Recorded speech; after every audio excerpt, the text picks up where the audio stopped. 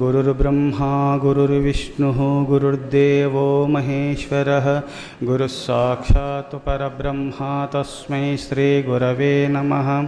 ॐ वन्दे शिवं नारायणं ब्रह्मदेवं वन्दे अञ्जनीसुतं वन्दे श्रीपार्वतीं लक्ष्मीं सरस्वतीं वन्दे जगन्मातरं वन्दे सर्वऋषीणां श्रीदेवतानां वन्दे गुरूणां गुरुं वन्दे गुहं गणपतिं सूर्यचन्द्रं वन्दे श्रीविश्वेश्वरम्। ॐ सहना भवतु सहनौ भुनक्तु सह वीर्यं करवावहै तेजस्विनावधीतमस्तु मा विद्विषावहै। ओम शांति शांति शांति। ओम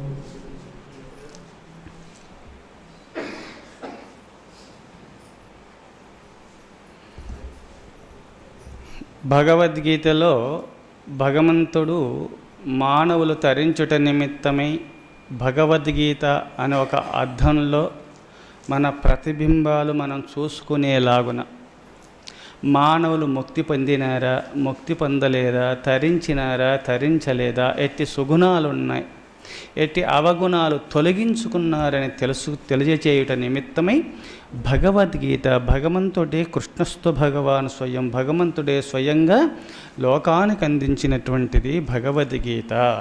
అందుకోసము ద్వాపర యుగంలో నారద మహర్షి వెళ్ళి, స్వామి ఈ వేణుగానమును గానం వల్ల గోపికలు గోపబాలకులు గోవులు తరించినారు, నీ దర్శనం వల్ల స్పర్శనం వల్ల నీతో సంభాషణ వల్ల ఎంతోమంది పరమభక్తాగ్రేసులు తరించినారు.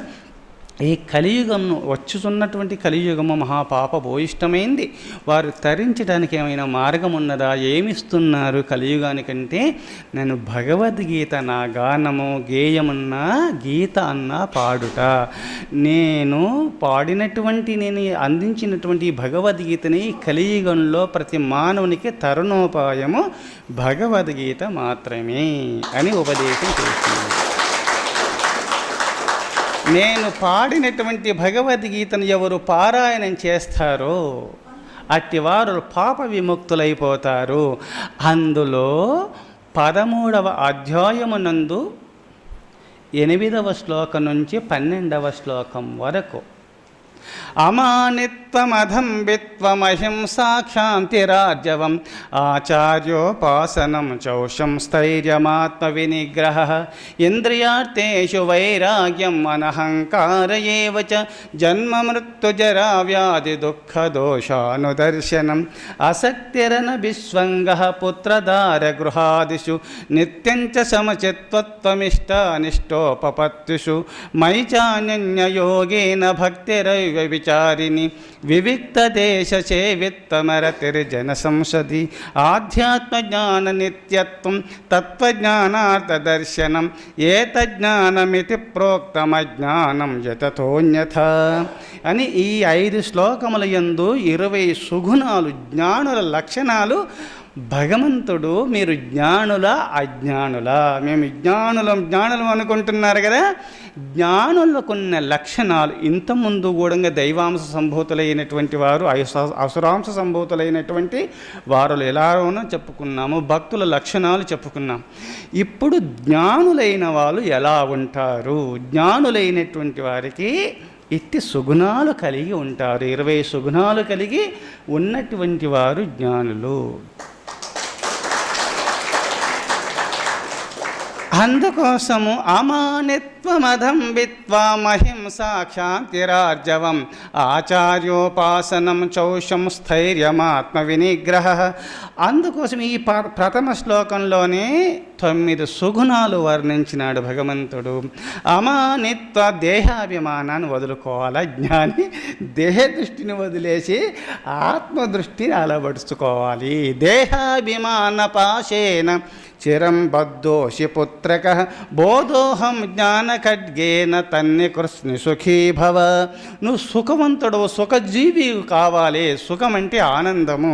అటు ఆనందో బ్రహ్మ, నువ్వు ఆనంద స్వరూపుడవే భాషించాలంటే నువ్వు ఎప్పుడు ఆనంద సాగరంలో మునిగి ఆ ఆనంద సాగరంలో తన్మయత స్థితిలో నువ్వు మునిగి ఉండాలంటే, ఆ బ్రహ్మానంద సాగరంలో ఎప్పుడు వాడలాడాలంటే దేహాభిమానాన్ని వదులుకో.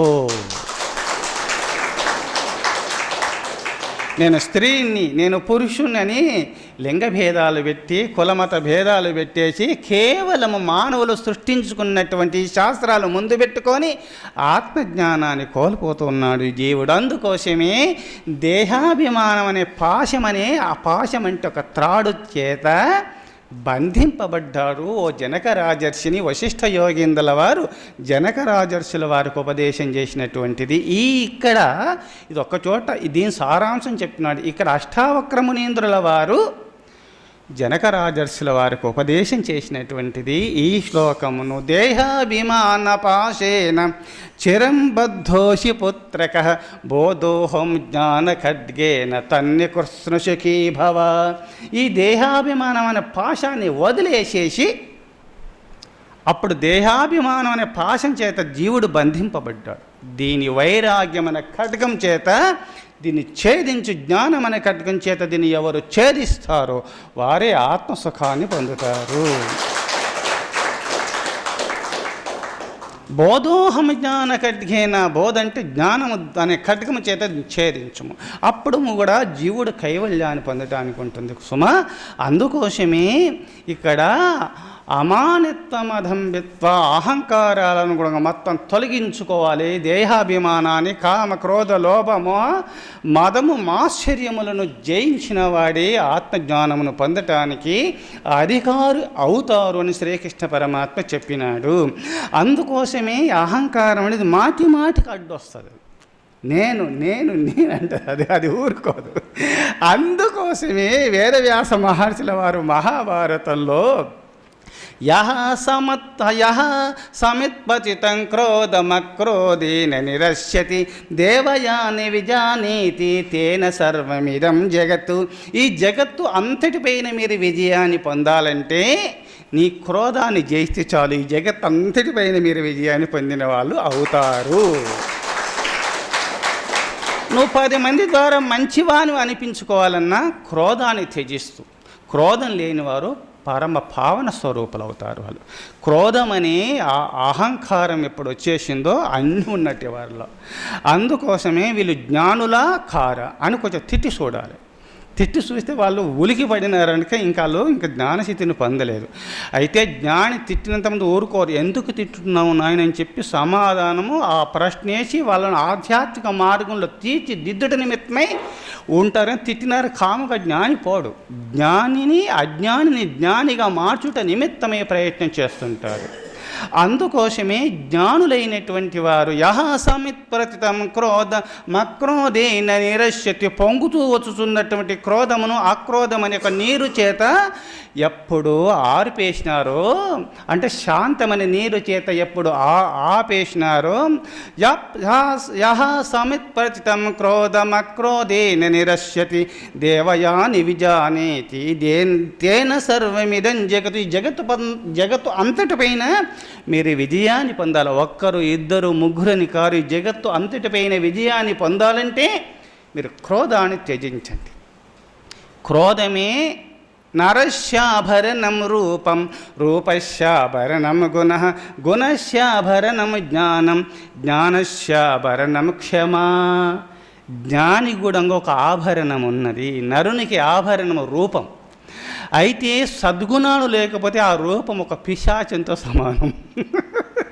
చీడి అని దూషిస్తారు వాళ్ళు. అందుకోసమే నరునికి ఆభరణం రూపమైన ఆ రూపమునకు ఒక ఆభరణము. సద్గుణాలే ఆభరణములు. మానవునికి సద్గుణాలు లేకపోతే ఎంత రూపలావణ్యములుండినా సరే, రూపలావణ్యములతో భాషించినా అదొక పిశాచము, పెనుభూతముగా చూస్తారు మానవుని. నరస్యాభరణం రూపం, రూపస్యాభరణం గుణః. ఆ రూపమునకు ఆభరణములు సద్గుణములు, సద్గుణాల గుణస్యాభరణం జ్ఞానం. ఆ సద్గుణములకు ఆభరణం ఏదంటే జ్ఞానం. జ్ఞానం అంటేనే సద్గుణాలు భాషిస్తాయి. జ్ఞానస్యాభరణం క్షమ. ఇంకా జ్ఞానము కడసారిది, కానీ ఆ జ్ఞానము భాషించాలి అంటే క్షమ అనే కిరీటము ధరిస్తేనే మానవునికి కిరీటము ధరిస్తే ఒక మహారాజు ఎట్లా భాషిస్తున్నాడో సింహాసనం పైన జ్ఞానికి కిరీటము క్షమ. క్షమ లేకపోతే జ్ఞాని కాలేడు. అందుకోసమే క్షమాశీలులై విహరించండి మీరు. అందుకోసమే కామ క్రోధ లోభ మోహ మదము మాశ్చర్యములు జయించాలి. అందుకోసమే వేదవ్యాస మహర్షుల వారు మీరు పొంగుతూ వచ్చుతున్నటువంటి కోపమును అప్పుడప్పుడు పొంగిన పాలు ఏమవుతాయి? పొయ్యి పాలు. పొంగిన పాలు పొయ్యి పాలు. వచ్చుతున్నటువంటి క్రోధమును ఆపలేకపోతే నీ జ్ఞానశక్తి పొంగిపోతుంది, అంటే వ్యర్థమైపోతుంది. అందుకోసమే ఒక చిన్న పిల్లవానిపైన తల్లి కోపగించుకున్నట్టుగా ఈ ప్రపంచం పైన ఒక సంఘంలో ఒక సంఘ సంస్కరణకర్తగా ఉన్నప్పుడు బిడ్డ, ఒక తల్లిదండ్రులు చిన్న పసిపాప వినకపోతే కోపంతో ఎప్పుడు కొట్టలేరు. లోపల అనంతమైన ప్రేమతో ఉండి బయట కోపం నటించినట్టు నటిస్తూ వాని సన్మార్గంలో తీర్చిదిద్దినట్టుగా సంఘ సంస్కరణకర్తలైనటువంటి మహనీయులు జ్ఞానులైనటువంటి వారు బయట కొంత శిష్యులను ఉద్ధరించాలంటే వాళ్ళు వినరు. ఒక్కొక్కసారి కొట్టవలసిందే, తిట్టవలసిందే. మరి కొట్టడం తిట్టడం కోపం కాదా? అది కోపం కాదు. అందుకోసమే మహర్షులు ఏం చెప్పినారంటే వాళ్ళు హెచ్చరిక చేసినారన్నమాట. అంతకి లాలనాత్ బహవో దోషా స్థాడనాత్ బహవో గుణా తస్మాత్ శిష్యంచ పుత్రంచ తాడయేతు నతు లాలయేతు. కుమారులు వినమంటే వినరు, కర్ర తీసుకొని 2 వేస్తేనే వింటారు వాళ్ళు. అట్నే ఇక్కడ లాలనాత్ బహవో దోష స్థాడనాత్ బహవో గుణ తస్మాత్ శిష్యంచ పుత్రంచ తాడయేతు నతు లాలయేతు. కుమారులం కానీ శిష్యులం కానీ లాలించకూడదు. ఎంతవరకంటే శిష్యులు తనంతటి వారై ఎవరకు తాడిస్తూనే ఉండాలి, కానీ లాలిస్తేమా వాళ్ళు బాగా పండుకుంటారు, తింటారు, నిద్రపోతుంటారు. వ్యర్థమైన మాటల వల్ల సాధన చేయలేక సర్వేశ్వర సాక్షాత్కారాన్ని పొందలేరు. మీరు సాధన చేస్తున్న మాటికి శిష్యుడు గురువు అంతటి వారు అయ్యే వరకు శిష్యుని లాలించకుండా తాడిస్తూనే ఉండాలి, తిట్టుతూనే ఉండాలి, కొడుతూనే ఉండాలి. కుమారుడు తనంతటి వారయ్యే వరకు తాడిస్తూనే ఉండాలి, కానీ లాలిస్తేవా నీకు గురువు అవుతాడు. అందుకోసమే కుమారుడిని దంచేయడం. ఎంతవరకు అంటే 16 సంవత్సరాల వరకు కొట్టాల, తిట్టాల, నల్సాల వాళ్ళని. కానీ కోపంతో తిట్టడం లేదు తల్లిదండ్రులు. ప్రేమతో, ప్రేమ వాత్సల్యం వల్ల వాడు అతని ఉద్ధరణకు నిమిత్తమై, ఉద్ధరించుట నిమిత్తమై, ఉన్నత స్థితిని, ఉన్నత శిఖరాలు పొందుట నిమిత్తమై తల్లిదండ్రులు ఎట్లా తాడిస్తున్నారో ప్రేమ వల్ల. అగ్ని జ్ఞానులైనటువంటి వారు, సంఘ సంస్కరణకర్తలైన పుణ్యపురుషులు జ్ఞానులైనటువంటి వారు బయట సంఘ సంస్కరణకర్తగా పోయినప్పుడు అవసరమే ఒక సంఘం ఉద్ధరింపబడాలంటే. అందుకోసమే అనంతమైనటువంటి సముద్రమంత కరుణ ప్రేమ పెట్టుకొని బయట నటిస్తూ వెళ్ళండి మీరు జ్ఞానులైనటువంటి వారు అని మహర్షులు చెప్పిన ఉపదేశం ఇది, వేదవ్యాసాది మహర్షులు. అందుకోసమే ఇక్కడ యహ సమిత్ప్రతితం క్రోధం అక్రోధీన నిరస్యతి దేవయాని విజానిహి తేన సర్వమిదం జగతు. ఈ జగత్తు పైన విజయాన్ని పొందాలంటే వచ్చుచున్నటువంటి కోపమును దాన్ని ఎవరు శాంతమనే ఆయుధము ద్వారా దాన్ని ఛేదిస్తారు, వారే పరమశాంతిని పొందుతారు. అందుకోసమే వేదవ్యాస మహర్షుల వారు దేశానికి అందించిన దివ్య సందేశములు ఎన్నో ఉన్నాయి. ఇక్కడ భగవద్గీతలో అమానిత్వం అధంవిత్వం అహింసా క్షాంతిరాజ్యవం ఆర్జవం కపట రాహిత్యము. కపటం ఉండకూడదు. ఇక్కడ కపటం జ్ఞానులైనటువంటి వారు కామక్రోధ లోపమోహ మదమమాచర్యములు జయిస్తారు, దేహాభిమానాన్ని తొలగించుకుంటారు. కపటంతో ఉన్నవాడు జ్ఞాని కాడు, ఆడు అజ్ఞాని. అందుకోసం జ్ఞానులకు మాత్రం కపటం ఉండదు. లోకా సమస్తా సుఖినో భవంతు. విశ్వశాంతికి ఎవరు పరితపిస్తారో వారే ఆత్మశాంతిని పొందుతారు. కపటముతో విహరిస్తున్న వారు కృంగిపోతారు. బావి తోచున్నటువంటి లోపలికి వెళుతున్నప్పుడు ఎలా వెళుతారో కపటం ఉన్నటువంటి వారు కృంగిపోవలసిందే, పాతాళ కోరంలకు పోవలసిందే. కపట రాహిత్యం కలిగి విశాలమైన హృదయం కలిగినటువంటి వారు ఉత్తమ గతిని పొందుతారు సుమా. అందుకోసమే కపటం ఉండొద్దు. దుర్యోధనాదులు కపటంతో ఉండి పుణ్యపురుషులైనటువంటి ధర్మరాజాదులను ఎంత బాధ పెట్టినారు చూశారా. ఆఖర్లు ఏమైంది, వాళ్ళు ఏ గతి పొందినారు? దుర్యోధనాదులు పుణ్యపురుషులైనటువంటి కారణ జన్ములైన మహానీయులైనటువంటి పంచపాండవులు ఏ గతి పొందినారు? ఎట్టి అవస్థ ఎందైనా సరే ధర్మరాజుల వారు కోపగించుకున్నారే. తమ్ములు ఎంత బాధ పెట్టినా సరే ద్రౌపది కూడా ఏడ్చేది, నీ జూదం పాడుగాను, నీ జూదం వల్ల మాకు ఈ గతి పట్టింది. తిట్టుతున్నా సరే ద్రౌపది ఏడుస్తుంటే భీమునికి కోపం.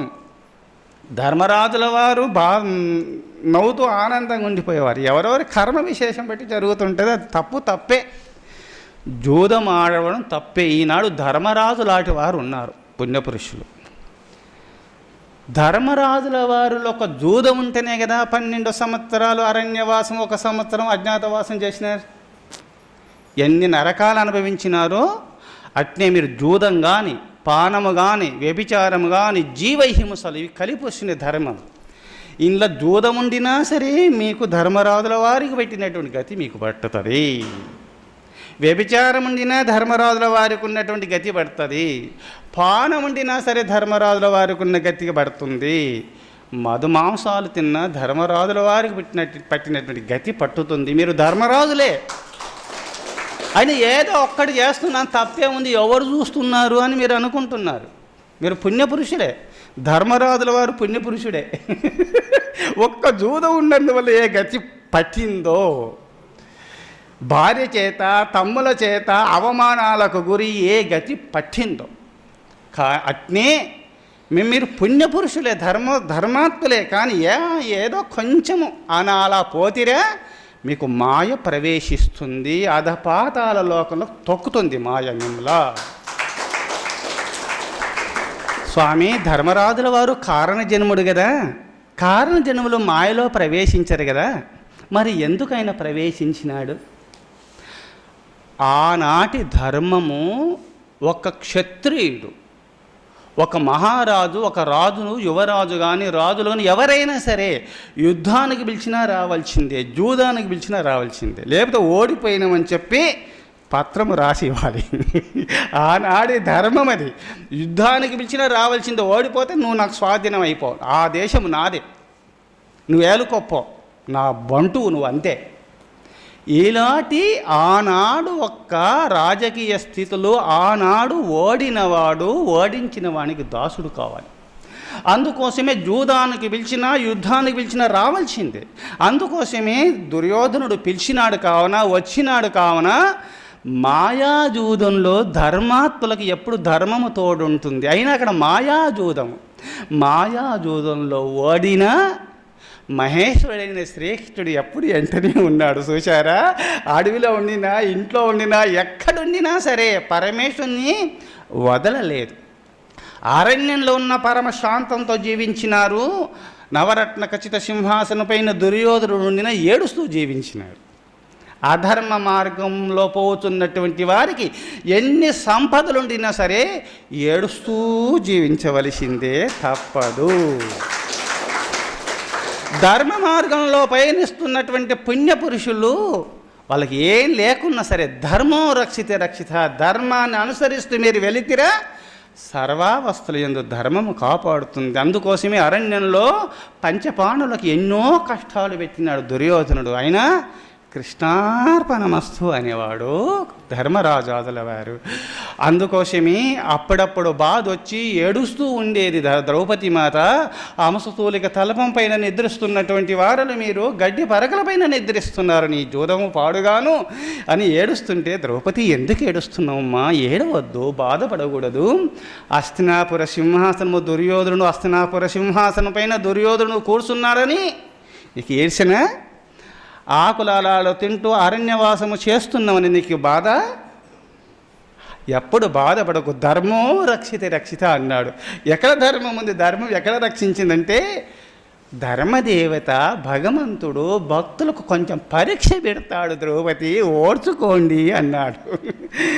అందుకోసమే క్షమాయజ్ఞ క్షమా వేదా క్షమాశ్రుతం యయేతదేవం జానాతి ససర్వం క్షంతుమర్హసి. ద్రౌపదీమాత ఏడవవద్దు, ఒక క్షమ ఓపిక ఉంటే చాలు.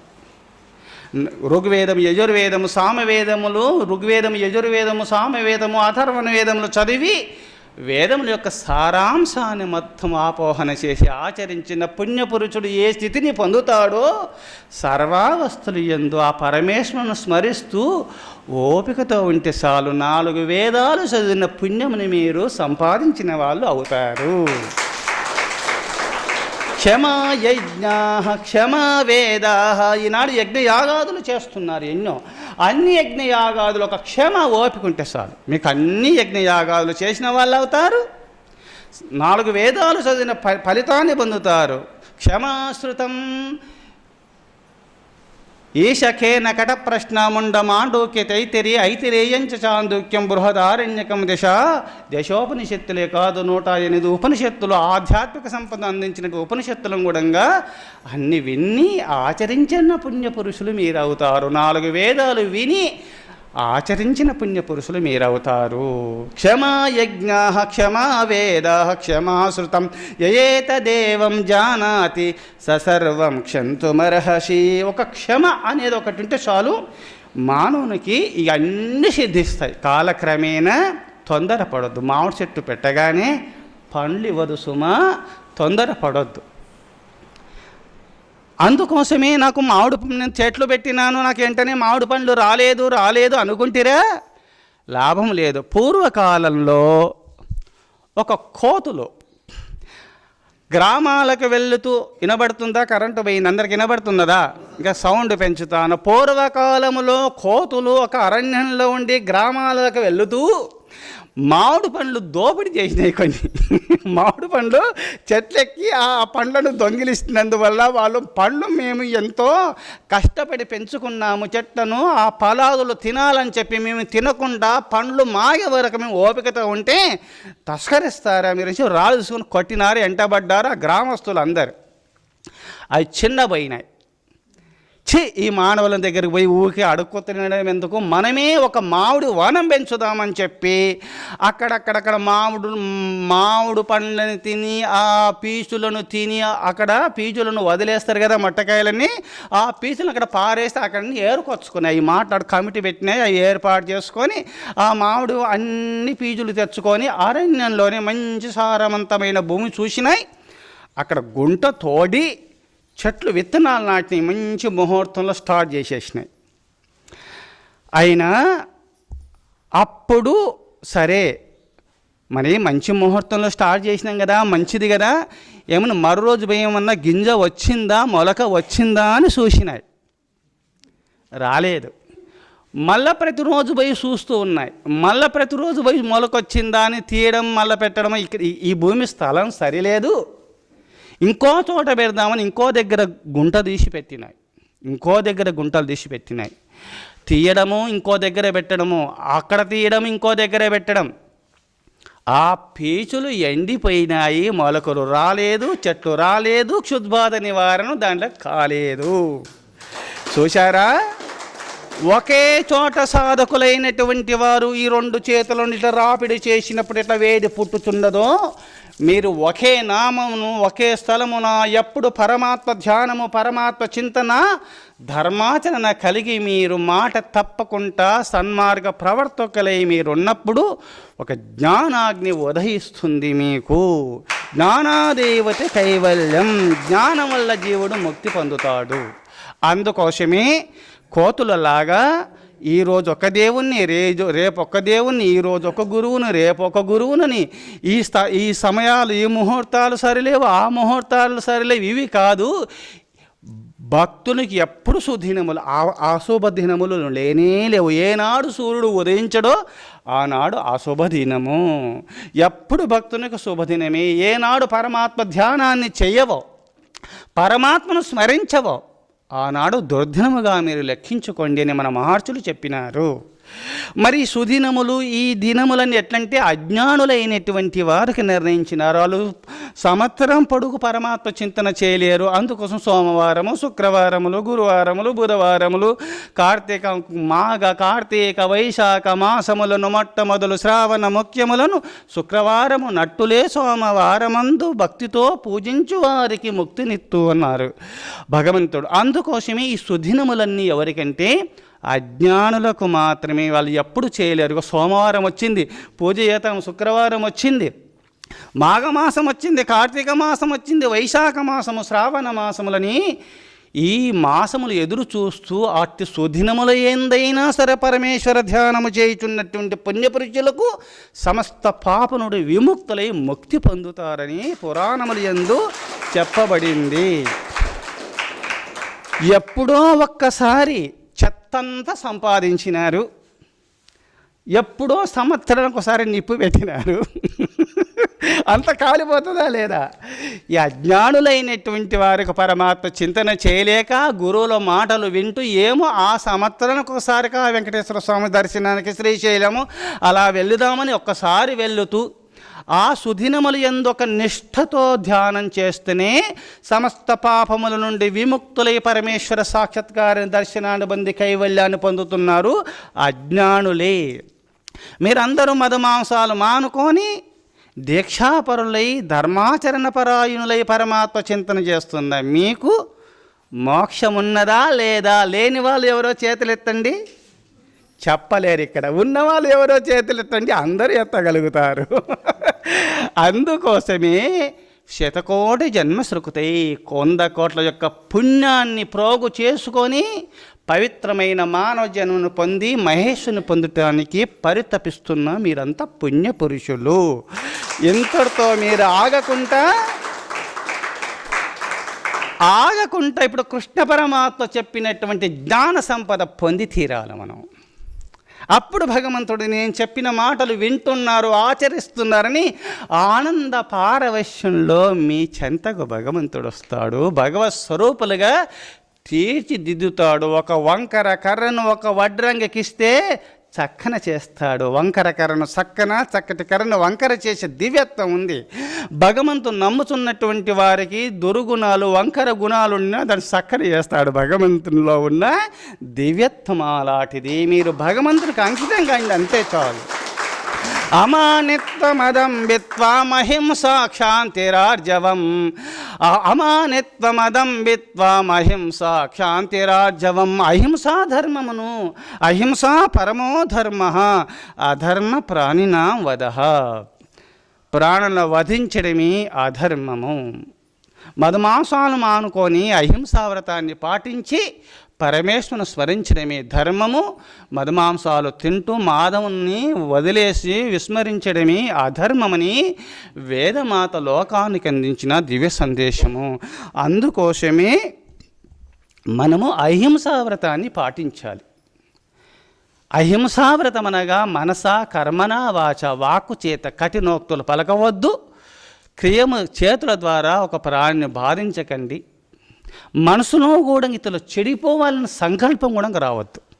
ఇది అహింసావ్రతం. అహింసావ్రతం గురించి మీ కోకళ్ళలోకి ఎన్నో శ్లోక ప్రమాణాలుగా చెప్పినాను. కావున మీరు అహింసావ్రతాన్ని పాటిస్తూ అమానిత్వం అదంభిత్వ అహింసా క్షాంతి. క్షాంతి అనగా శాంతి అంటే ఓపిక, ప్రశాంత వదనులై వెన్నల్లాటి మనసు కలిగి తేనెల్లాటి వాక్కులు కలిగి, తేనెలాంటి వాక్కులు మాట్లాడుతుంటే ఇంకా మాట్లాడాలి, నా మిత్రునితో నా మిత్రురాలతో అనే భావన కలగాల. కఠినోక్తులను పలకలేనటువంటి వారికి తేనెలాంటి మాటలు గ్యారెంటీగా వస్తాయి. వాళ్ళకి వెన్నలాంటి మనసు, మచ్చలేని మనసుగా ఉండాలి. వెన్నలాంటి హృదయం ఉండాలి. మెత్తటి హృదయం, కఠిన హృదయం ఉండకూడదు. వెన్నలాంటి హృదయము, వెన్నలాంటి మనసు, తేనెలాంటి మాటలు కలిగి మీరు ఈ మూడు మీరు గుర్తుపెట్టుకొని పోండి. మీకు తప్పకుండా భగవంతుడు ముక్తినిస్తాడు. వాళ్ళు జ్ఞానులై తీరుతారు. జ్ఞాన సంపద పొందటానికి ఈ మూడు నిర్ణయించుకోండి. వెన్నలాంటి హృదయం కలిగిన మెత్తటి హృదయంలో భగవంతుడు నివాసమై ఉంటాడు. కఠిన రాతి లాంటి గుండెల్లో భగవంతుడు వండడు. వెన్నలాంటి హృదయము మృదు మాధుర్యంతో ప్రేమ వాత్సల్యంతో నిండిన హృదయంలో భగవంతుడు నివాసమై ఉంటాడు. అందుకోసము మీరు క్షాంతి ఆర్జవం అమానిత్వం అదంబిత్వం అహింసా క్షాంతిరార్జవం ఆచార్యోపాసనం. ఆర్జవం అంటే కపటరాహిత్యాన్ని వదులుకొని కేవలము గురువు చెప్పినట్టు ఆచరించాలి. ఆచార్యోపాసనం, ఆచార్యుని గురువును ఉపాసించండి. అంటే గురుదేవులు చెప్పిన మాటలు ఉపాసన చేయండి, అంటే ఆచరించండి. గురువు చెంత ఉండి గురువు చెప్పినట్టు ఎవరు ఆచరించరో వాళ్ళు పాతాళ లోకంలో ఉన్న వాళ్ళే అవుతారు. గురువు చెప్పిన మాటలు వినకుండా గురువు చెంత ఉండినా పాతాళ లోకంలో ఉన్న వాళ్ళు అవుతారు, విదేశాల్లో ఉన్న వాళ్ళు అవుతారు. విదేశాల్లో ఉండినా సరే, ఎక్కడనో దూరం ఉండినా సరే, గురువు చెప్పినటువంటి మాటలు ఎవరు ఆచరణలో పెట్టుకుంటారో గురు పాదముల చెంత ఉన్న వాళ్ళే అవుతారన్నారు మలయాళ స్వాముల వారు. ఆచార్యోపాసనం చౌషం, ఆచార్యను ఉపాసించండి. ఆచార్యుడు చెప్పినట్టు వింటే చాలు, ఈ భవసాగరము నుండి విముక్తి పొందుతారు వాళ్ళు. పూర్వకాలంలో ఒక భక్తుడే, అంటే ఆర్తో జిజ్ఞాసురర్థార్థి జ్ఞానీచ భరతర్షవ చతుర్విధ భజంతే మాం భజంతే మాం జనాః సుకృతినోర్జున ఆర్తో జిజ్ఞాసురర్థార్థి జ్ఞానీచ భరతర్షవ. నాకు 4 భక్తులు ఉన్నారు. కామ్య భక్తులు 3, ఆఖరి భక్తుడు జ్ఞాని. అయినా ఒక కామ్య భక్తుడు డబ్బును సంపాదించాలి, నేను బాగా సంపాదించాలని ఒక కోరిక. ఎంతంటే అంత భూములు సిరి సంపదలు ఈ భూలోకంలో నాకన్నా మించిన వాడు ఉండకూడదు. ఎంత కష్టం చేసినా సాధ్యం కాదు.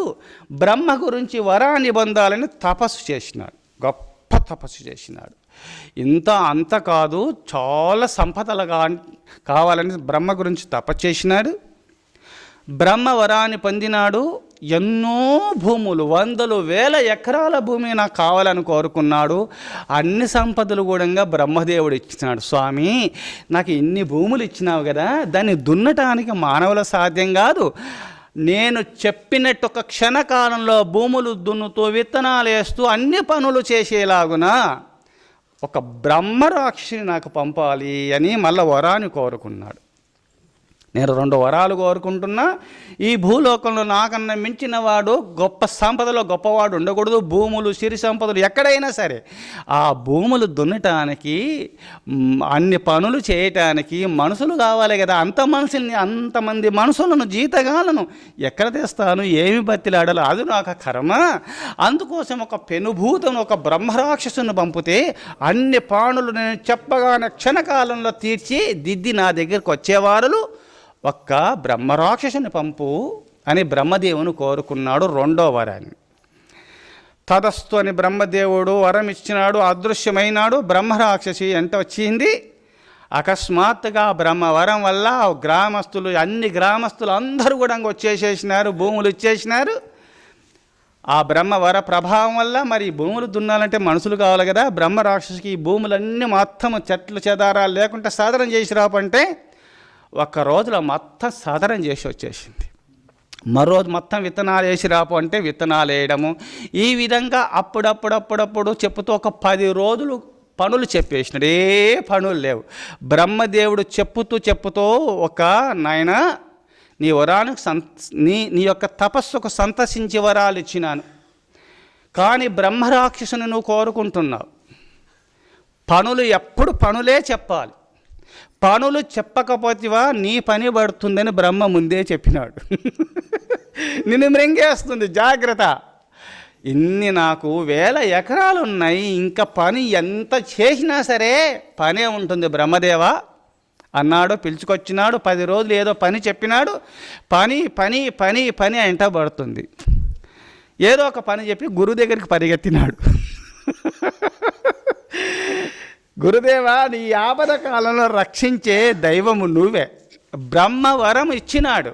దాన్ని మృత్యుముఖం నుండి కాపాడ దైవము నువ్వే. గురుర్ బ్రహ్మ గురుర్ విష్ణు గురుర్దేవో మహేశ్వర గురు సాక్షాత్ పరబ్రహ్మ తస్మై శ్రీ గురవే నమః అన్నారు కదా.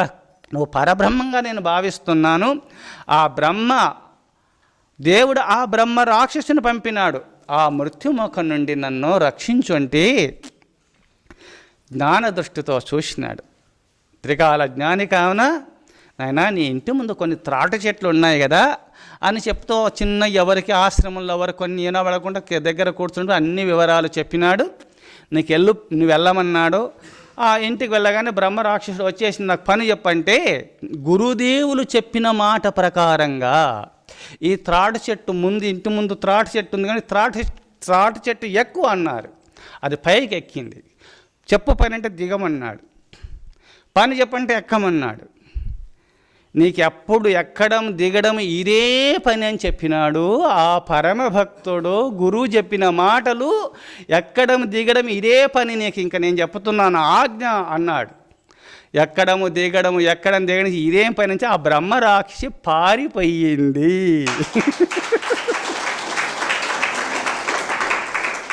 శిష్యుడు మృత్యుముఖము నుండి బయటపడినాడు. చూశారా,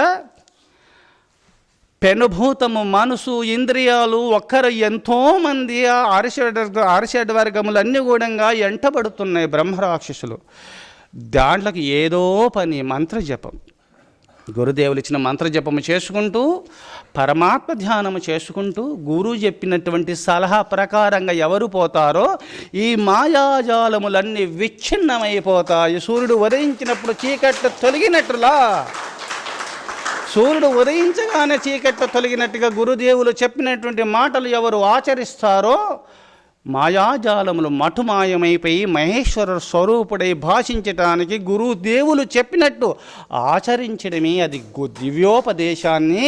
గురుదేవుల యొక్క దివ్యోపదేశమును ఎవరు ఆచరిస్తారో వారు జ్ఞానస్వరూపులై భాషించటానికి ఈ మార్గము తప్ప వేరే మార్గము లేదని వేదవ్యాసాది మహర్షులు తన గ్రంథరచనముల యందు, భారతమునందు, ఉపనిషత్తుల యందు, వాల్మీకాది మహర్షులు, నారదాది మహర్షులు, సనకాది మహర్షులు, సుఖాది మహర్షులు, సౌనకాది మహర్షులు చెప్పినటువంటివి ప్రతి విషయంలో గురువు చెప్పినట్టు మీరు ఆచరించండి చాలు. గురువు చెప్పినట్టు ఆచరిస్తేనే మీకు గుట్టు తెలుస్తుంది, గుట్టు బయటపడుతుంది. అప్పుడు కదా గురువు చెప్పినట్టు ఆచరించిన పుణ్యపురుషులే గురుత్వమును పొందుతారు. అంటే వాళ్ళు గొప్ప వాళ్ళు అయిపోతారు. గురువు చెప్పినట్టు ఆచరిస్తున్న పుణ్యపురుషులే గురుత్వంను పొందటానికి అధికారులు అవుతారు. గురువు తర్వాత తండ్రి తర్వాత వారసుడుగా ఏ విధంగా శిష్యుడు తన తండ్రి తర్వాత కుమారుడు తన వారసత్వానికి అధికారి ఎలా అవుతున్నాడో, గురువు చెప్పినట్టు శిష్యులు ఎవరు ఆచరిస్తారో ఆ గురుస్థానమును పొందటానికి శిష్యుడు అధికారి అవుతున్నాడు. గురువు పరబ్రహ్మ స్వరూపుడుగా పరబ్రహ్మ స్వరూపుడై భాషించడానికి అధికారం అవుతాడని దీని అర్థము. అందుకోసమే అమానిత్వమదంబిత్వా మహింసా క్షాంతిరార్జవం ఆచార్యోపాసనం చౌషం స్థైర్యమాత్మ వినిగ్రహ. ఆచార్యోపాసనం చౌషం, ఆచార్యుని ఉపాసించండి. గురువు గురించి ఎన్నో విషయాలు ఉన్నాయి కావున మరి ఇంతటి చాలు. ఇంకా చౌషం అంటే అంతర్బహిర్శుద్ధి, అంతర్శుద్ధి బహిర్శుద్ధి మీరు చేసుకోండి. చౌచము అనగా స్నానం చేసుకోవడం. స్నానం చేసుకొని శరీరం శుద్ధమైపోతుంది, మరి మనసు శుద్ధం కావాలి కదా. మనసు శుద్ధం కావాలంటే శారీరకాన్ని ముందు శుద్ధం చేసుకొని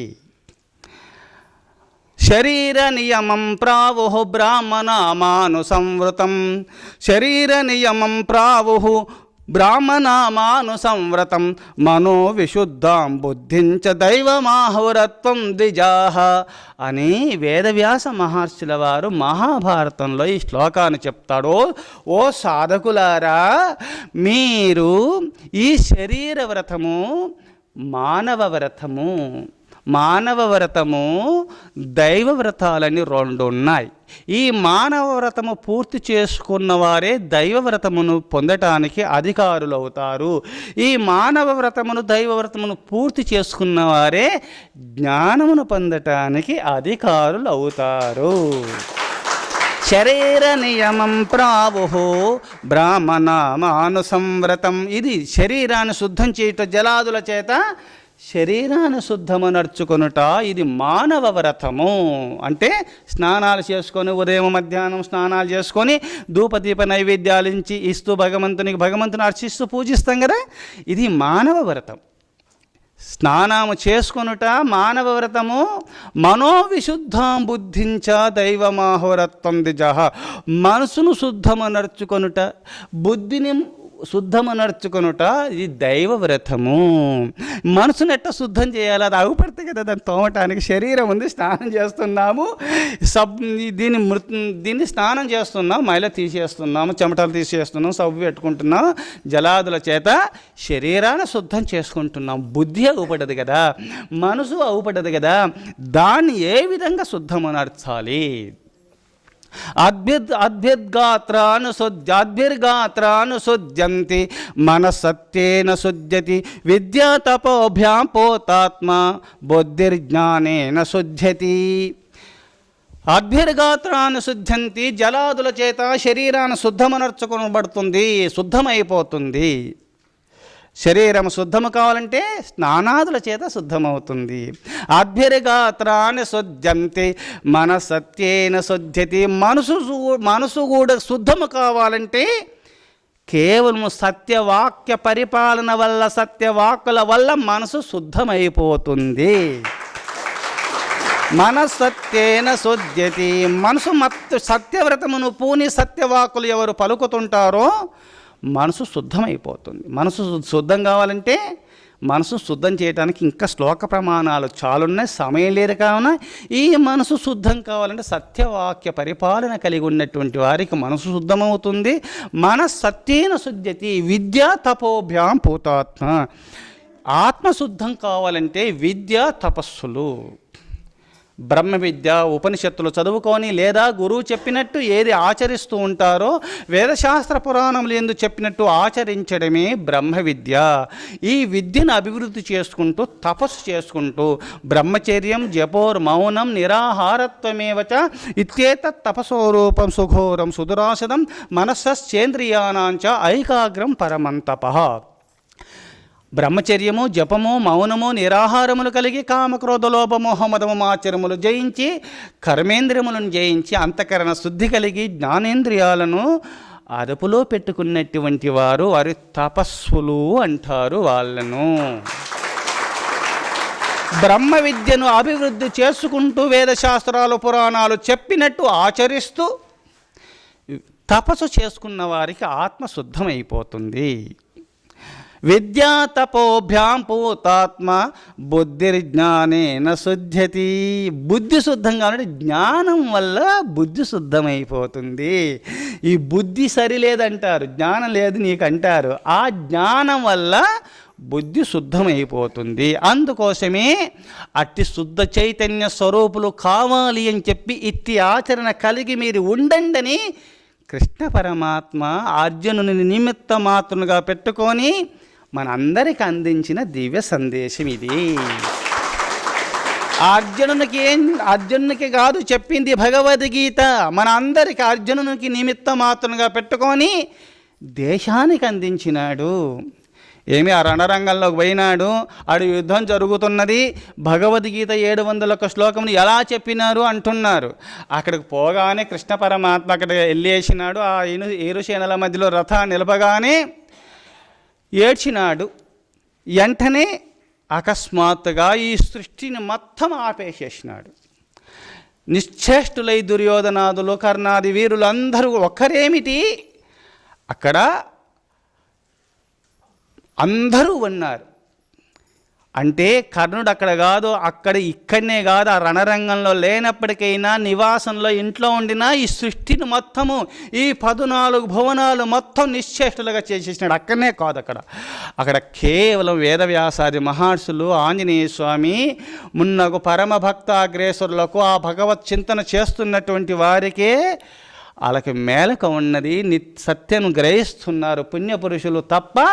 అందరూ నిశ్చేష్టులై ఒక రాతి బొమ్మల్లాగా నిలబడి వాళ్ళ బుద్ధి పనిచేయలేదు, మనసు పనిచేయలేదు.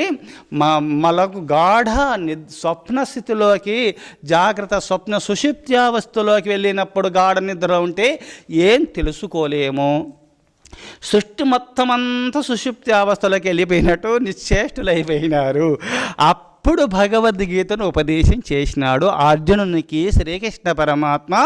ఎంతకాలం చెప్పినాడు అంటే ఎంతకాలం చెప్పినాడు అది ఎవరు చెప్పలేరు, చాలా కాలం చెప్పినాడు.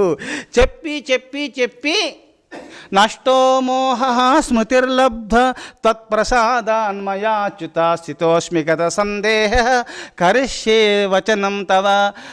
నీ యొక్క మాటలు నేను ఆచరిస్తాను కృష్ణ, నీ శిష్యుని, నీ శరణాగతి పొందుతున్నాను, నన్ను శాసించము, నిన్ను చెప్పినట్టు వింటని చెప్పి ప్రతిజ్ఞ చేసే వరకు చెప్పుతూనే ఉన్నాడు. ఉత్సాహవంతునిగా తీర్చిదిద్దినాడు. ముందు గాంధీవం సంస్థతే హస్త త్వక్షేవ పరిధేయతే నశక్నోమ్యవస్థాతం భ్రమతీవ చ మే మనః అని చెప్పి శ్లోకాలున్న చాలున్న ఏడుస్తూ ఉన్నాడు. అందుకోసమే నువ్వు ఏడవవద్దు. అతో వా ప్రాప్స్యసే స్వర్గం జత్వా వా భోక్ష్యసే మహీం తస్మాదుత్తిష్ఠ కౌంతేయ యుద్ధాయ కృత నిశ్చయ. ఆ ఏడుపులు ఏడవగా విని విని విని ఒక్క శ్లోకం చెప్తాడు. ఈ శ్లోకం అందరూ కూడా సాధకులు ఆదర్శంగా తీసుకోవాలి. సాధకులందరూ, పుణ్యపురుషులు, మహనీయులందరూ కూడా, మహర్షులందరూ ఆదర్శంగా తీసుకున్నారు ఈ శ్లోకాన్ని. పరమ భక్తాగ్రేశ్వరులు ముక్తాత్ములు కావాలి, జ్ఞాన స్వరూపులై భాషించాలంటే సాధుకులైన పుణ్యపురుషులు ఈ శ్లోకాన్ని ఆదర్శంగా తీసుకొని అతో వా ప్రాప్స్యసే స్వర్గం జిత్వా వా భోక్ష్యసే మహీం తస్మాదుత్తిష్ఠ కౌంతేయ యుద్ధాయ కృత నిశ్చయ. అర్జున, నువ్వు మరణిస్తివా వీర స్వర్గమును పొందుతావు, జయిస్తివా సమస్త సామ్రాజ్యమును పొందుతావు. అట్నే సాధకులైన వారు సాధన కాలంలో నిష్ఠత ఉండి దేహం పాతయ్యవా కార్యం సాధయ్యవా, దేహాన్నైనా వదులుతాను కార్యాన్నైనా సాధిస్తానన్న భావన చేత విశ్వశాంతికై ఎవరు పరితపిస్తూ సాధనను మొదలు పెట్టుతారో సాధనలో మీరు మరణిస్థిరా మోక్షాన్ని పొందుతారు. మీకన్నా పుణ్యజీవులు ఇంకా ఉండరు. సాధన కాలంలో మరణిస్థిరా సర్వేశ్వర ధ్యానం చేస్తూ కైవల్యాన్ని పొందుతారు. పరమేశ్వరుని యొక్క కరుణ కటాక్షం వల్ల ఆ ఉపాధిని లోక శ్రేయస్సుకై ఒక పనిముట్టుగా వాడుకొని లోక విశ్వశాంతికై నిన్ను ఉంచాలి, నీ ద్వారా లోక కళ్యాణం చేయించాలని నిన్ను ఆశీర్వదించిన లోక కళ్యాణం జరుగుతుంది సాధకుల ద్వారా. అందుకోసమే పట్టుదలతో సాధన చేయాలి. సాధన కాలంలో మరణిస్తే మోక్షము, జయించిన లోక కళ్యాణం జరుగుతుంది, జీవన్ముక్తుడై భాషిస్తున్నాడు. రెండు మేలే భక్తులకు అని మలయాళ స్వామి వారు నొక్కి మాటి మాటికి చెప్పిన దివ్య సందేశం ఇది. అందుకోసమే మీరందరూ కూడంగా చౌషము మానవ వ్రతమును దైవ వ్రతమును మీరు పూనండి, మీరు తప్పకుండా జ్ఞానులవుతారని వేదవ్యాస మహర్షుల వారు మహాభారతంలో చెప్పినటువంటి ఈ దివ్య సందేశము. అమానిత్వమదంబిత్వ మహిం సాక్షాంతిరార్జవం ఆచార్యోపాసనం చౌషం స్థైర్యమాత్మ వినిగ్రహ. ధైర్యం ఉండాలి. ఉత్సాహో బలవానార్య నాసుత్సాహత్వరం ఫలం సోషా అశ్యశు లోకేషు నక్షించితపి దుర్లభం. వాల్మీకి మహర్షి మహారామాయణంలో చెప్తాడు, ఉత్సాహవంతునికి అసాధ్యమంటూ ఈ సృష్టిలో లేనే లేదు, అన్ని సుసాధ్యములై తీరుతాయి. తాను ఆచరించినాడు, ఆది కవి అయినాడు వాల్మీకి మహర్షి పట్టుదలతో. అందుకోసమే ఈ శ్లోకమును లక్ష్మణస్వామి శ్రీరామునికి చెప్పినట్టుగా పంపానది తీరంలో అహో కామస్య వామత్వం యోగతామపి దుర్లభం స్మారయిష్యతి కళ్యాణ తరవాదిని. ఓ సీత, నువ్వు లేకపోతే నేను బ్రతకలేనని ఏడుస్తుంటే లక్ష్మణస్వామి, అన్నా ఎందుకు ఏడుస్తున్నావు? ఏడవద్దు. ఏడుస్తే ఏమి సాధిస్తాడు? ఏడ్చేవాళ్ళు ఈ సృష్టిలో ఎవరు సాధించలేరు. ఏడ్చేవాళ్ళు ఎవరు ఈ సృష్టిలో సాధించిన వాళ్ళు ఎవరు లేరు, ఎవరు సాధించబోరు. ఏడ్చేవాళ్ళు ఏడుస్తూ దేవుని గురించి ఏడ్చేవాళ్ళు అన్నీ సాధిస్తారు. మానవ మాతల గురించి ఏడ్చేవాళ్ళు ఏది సాధించలేరు. వాళ్ళు ఈ జీవితం నిష్ప్రయోజనం అవుతుంది. ఆ దేహ దృష్టితో ఏడవకండి, ఆత్మ దృష్టి కలిగి ఏడవండి, విశ్వశాంతి నిమిత్తమై ఏడవండి. పరోపకారార్థమిదం శరీరం, పరోపకారార్థ నిమిత్తమై ఏడవండి. అది ఏడుపులు కానే కావు. అందుకోసమే అన్న ఉత్సాహో బలవానార్యనా సుస్యాత్ పరం బలం. ఉత్సాహము ఉత్సాహమంతులకు, ఉత్సాహం కలిగి ఉన్నటువంటి వారలు ఉత్సాహమే బలము. ఉత్సాహము మించిన బలము ముల్లోకము యందు లేనే లేదు.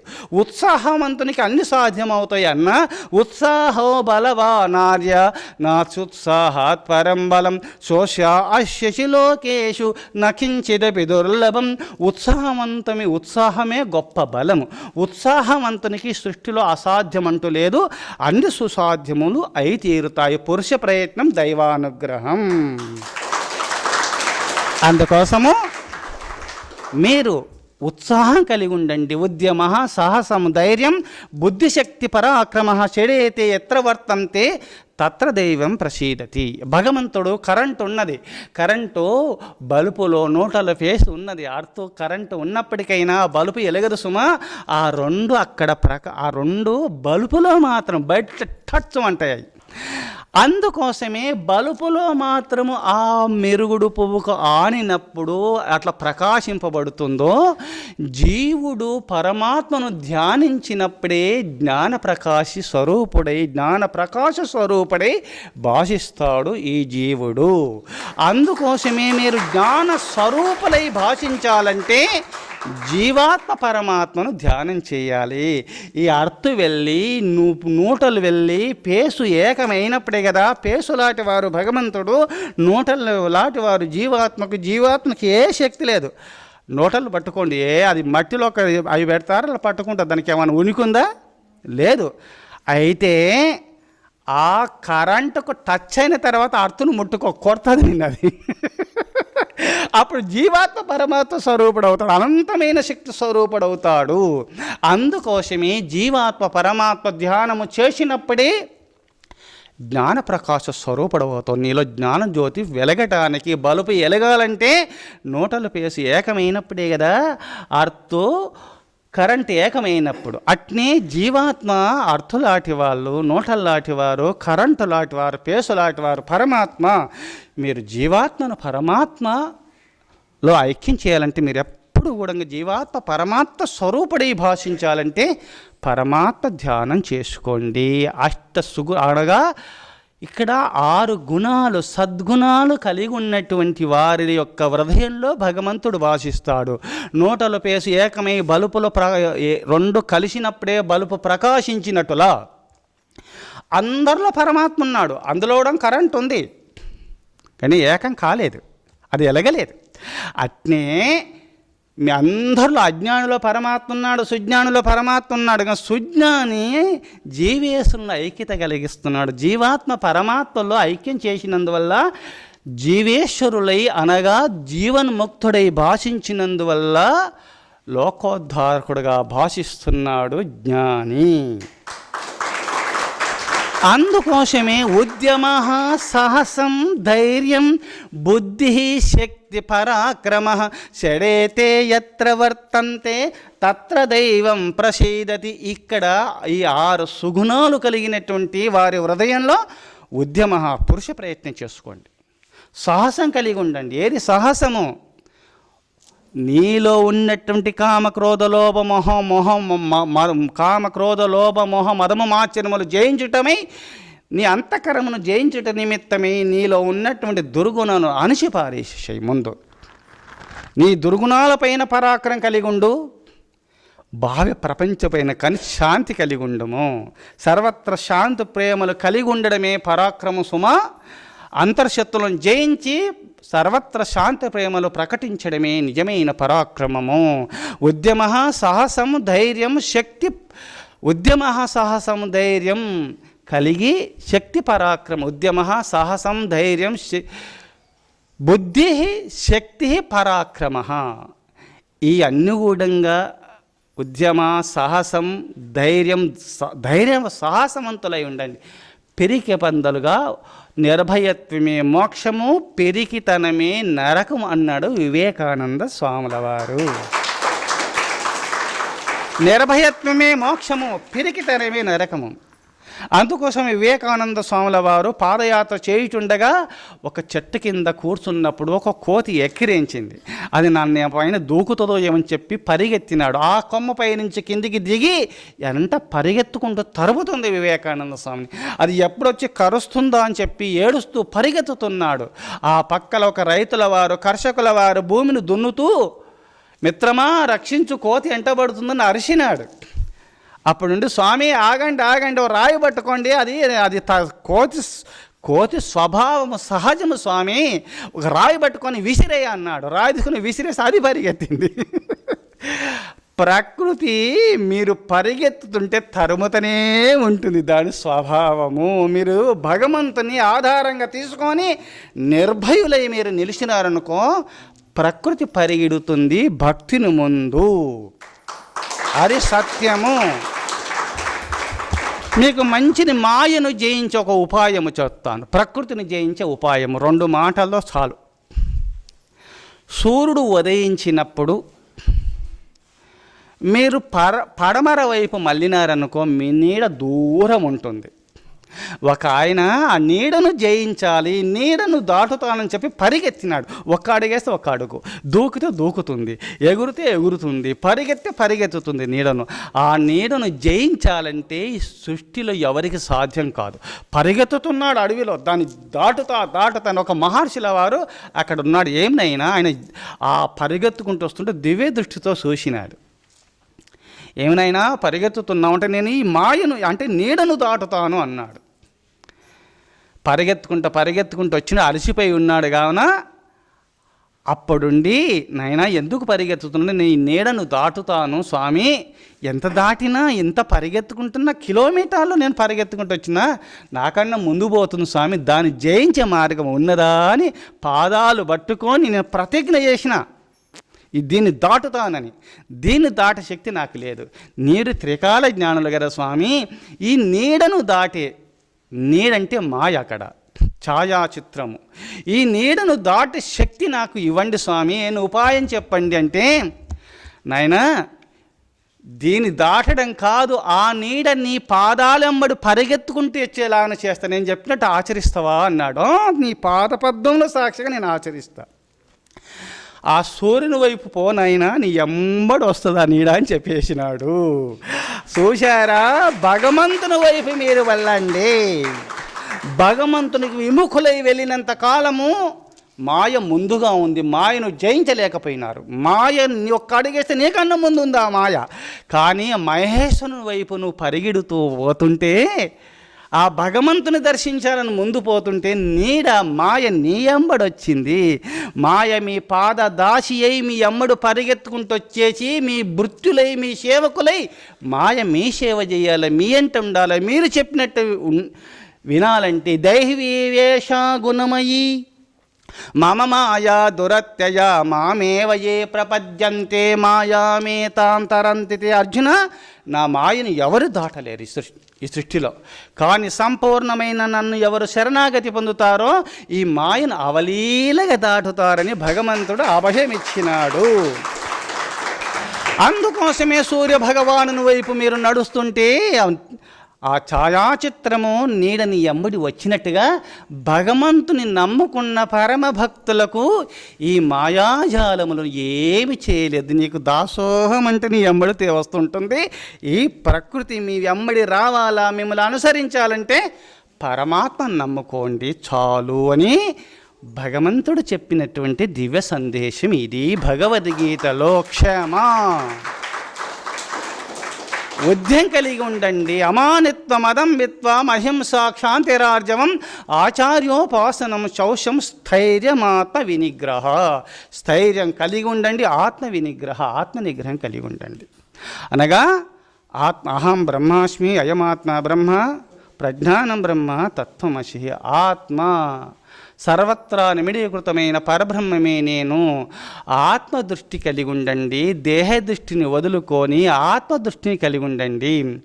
సర్వత్రా పరమాత్మ ఉన్నాడు. మత్తపరతరన్నాణ్యత్ కించిదస్తి ధనంజయ మయి సర్వమిదం ప్రోతం సూత్రే మణిగణాయవ. మణుల యందు దారమున్నట్టుగా ఈ చరాచర సృష్టిజాలంలో ప్రతి ప్రాణి యందు ఉన్నటువంటి దివ్యత్వము పరమాత్మ. ఆ పరమాత్మ ఉనికి వల్లనే ఈ సృష్టి నడుస్తున్నది.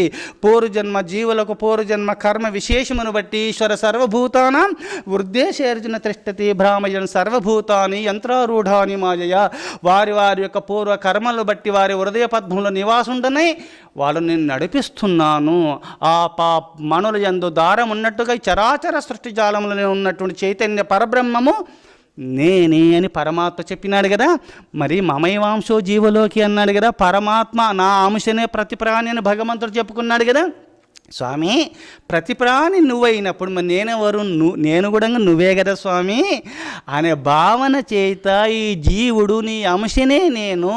ఆ సముద్రం అంశనే ఈ కోనలో నీరు, పాపాగ్ని నదిలో నీరు, ఈ కమండంలో ఉన్న జలము కూడంగా ఆ సముద్రమే మేఘరూపమును దాల్చి అక్కడక్కడ నీరు పడి చిన్న చిన్నగా సముద్రంలో పోయి ఒక చిన్న బిందు సముద్రంలో పడిన సముద్రాకారాన్ని పొందినట్టుగా ఏకం అనేక రూపంలో భగవంతుడు భాషిస్తున్నాడు. ఏకం సత్వే ప్రభుదా వదంతిని వేదమాత చెప్పింది సుమా. ఏకమి అనేక రూపంలో భాషిస్తున్న పరమాత్మ అన్ని ప్రాణుల పరమాత్మ స్వరూపమే.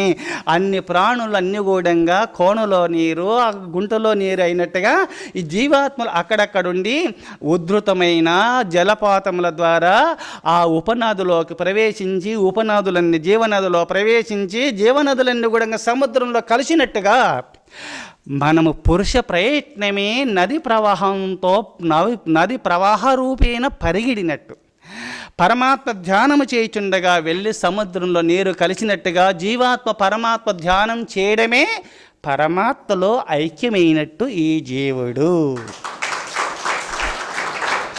అందుకోసమే ఇక్కడ ఆత్మ వినిగ్రహ అనగా ఆత్మదృష్టి కలిగి ఉండండి. ఆత్మకు కలిగిన అవగుణాలు అయితే మనకు అవుపడుతున్నటువంటి దుష్టగుణాలు తొలగించుకొని ఆత్మనిష్టలో కలిగి మీరు ఉండండి. అందుకోసమే అందరిలో ఉన్నటువంటి పరమాత్మని నేను. ఏకం అనేక రూపంలో భాషిస్తుంది. అనేకం ఏకరూపంలో ఉన్నది. నేనే అనేక రూపంలో భాషిస్తున్నా. మనుల యందు దారం ఉన్నట్టుగా చరాచర సృష్టి జాలలో ఉన్న చైతన్య పరబ్రహ్మమే నేను. పరబ్రహ్మమే అన్ని రూపంలో భాషిస్తున్నాడుగా నేను గుణంగా పరబ్రహ్మమే అనే భావన చేత ఎవరు ఎప్పుడు సదా సోహం సోహం సోహం సదా హా పరబ్రహ్మమే సహా సోహం సహా పరబ్రహ్మ అహం నేను. సోహం అనే మంత్రమునకు అజప గాయత్రి అంటారు. జపము లేకుండా జీవాత్మ జపిస్తున్నాడు. సోహం సోహం సహా ఆ పరబ్రహ్మము అహం నేననిగో గాలి పీల్చుకుంటున్నాం, వదులుతున్నాం, హం వదిలేస్తున్నాము. ఈ సోహము 21,600 సార్లు ఆ జప గాయత్రి ద్వారా జపమును చేయకున్నా జీవాత్మ జపిస్తున్నాడు. పరమాత్మను జపిస్తూ పరమాత్మాకార స్వరూపాన్ని పొందుతున్నాడు. జీవుడు దైవాకార స్థితిని పొందుతున్నాడు. అందుకోసం జీవుడు జపిస్తున్నాడు. కావున ఆ జీవ స్వరూపుడును నేనే పరమాత్మంగా భిన్నంగా ఉన్నాను అని ఎప్పుడు కూడా మానసిక జపం చేయండి. ఈనాడు సనాతన ధర్మ యోగ ధ్యాన తరగతుల గురించి చెప్పాలనుకున్నాము. సమయం లేక నేను ఉపన్యాసం స్టార్ట్ చేసినాను. కావున భక్తులు ఏదో కొంచెం ఉదయం భక్తులు వస్తున్నారని తెలిస్తే ఉపన్యాసాలు చెప్పుతారని నేను 2:30 వరకు లేట్ చేసినాను. వాళ్ళు చెప్పుకోలే ఆనందంగా అందరూ ఉపన్యాసకులుగా, అందరూ పండితులుగా, అందరూ కూడా ఆధ్యాత్మిక సంపన్ను అందించే వారు ఈ దేశానికి అవసరము. ప్రతి వీధి యందు, ప్రతి మార్గంలో, ప్రతి ఇంట్లో సర్వత్రా ఆధ్యాత్మిక ఢంకనం రోగించే వాళ్ళు అవసరమై ఉన్నది ఇప్పుడు అని ఇట్టి సందర్భంలోని మలయాళ స్వాముల వారు చెప్పినారు. అందరూ ఎదగవలసింది. అందుకోసం ఇంకా సమయం మరి చాలా కావస్తుంది. కావున మరి వచ్చే వారాల్లో సమయం ఉన్నప్పుడు 20 సుగుణాలలో మనం 9 సుగుణాలు చెప్పుకున్నాం. సమయం వచ్చినప్పుడు అట్టి సుగుణాలు మనం చెప్పుకుందాం. మరి 3 సార్లు ఓంకారం చెప్పండి. ఓ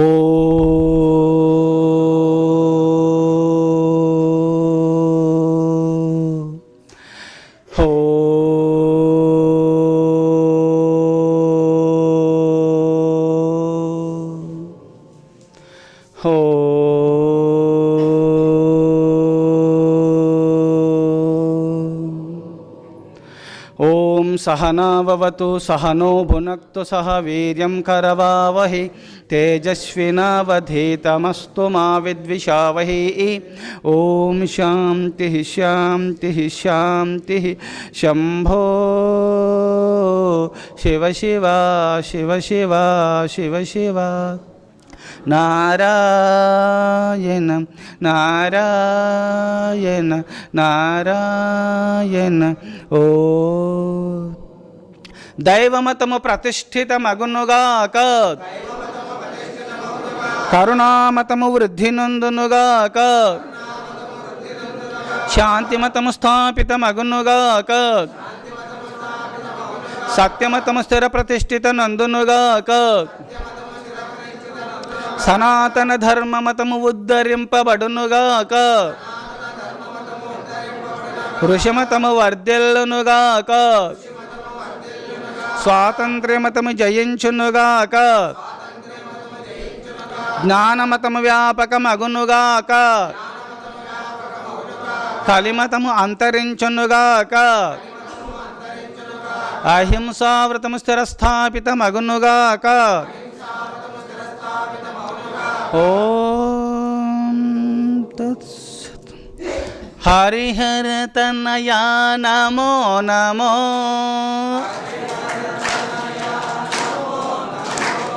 హరిహర తనయా నమో నమో,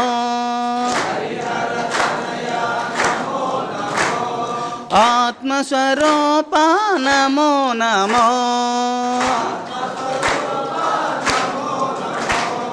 ఆత్మస్వరూప నమో నమో, శబరిగిరీశ నమో నమో, శబరిగిరీశ నమో నమో,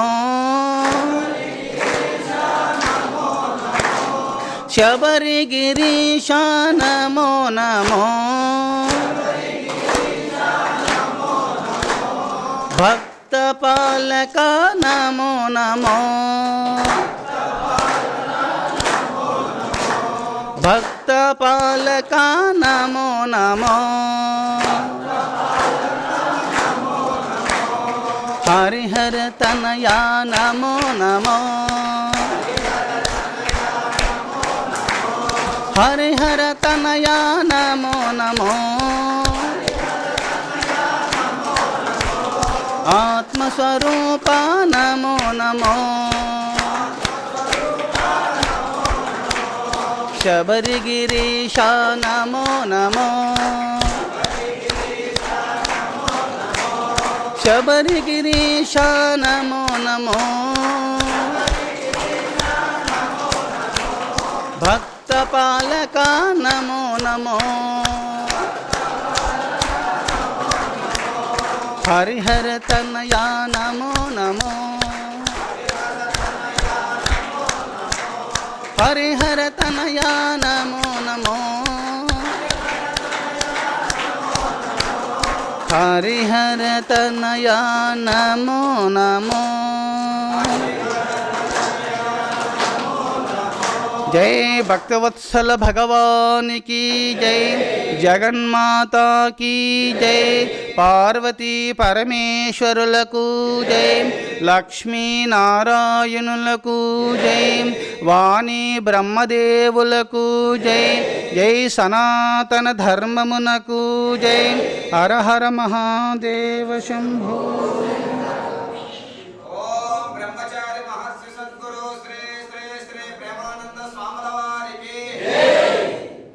మన ఆధ్యాత్మిక సందేహాలు మీరు నివృత్తి చేసుకోవాలంటే పైన తపో గుహ దగ్గర మీరు అందరూ నివృత్తి చేసుకునవచ్చును. ఓం నమ శివాయ. శుభం భూయాత్. ఓం నమ శివాయ.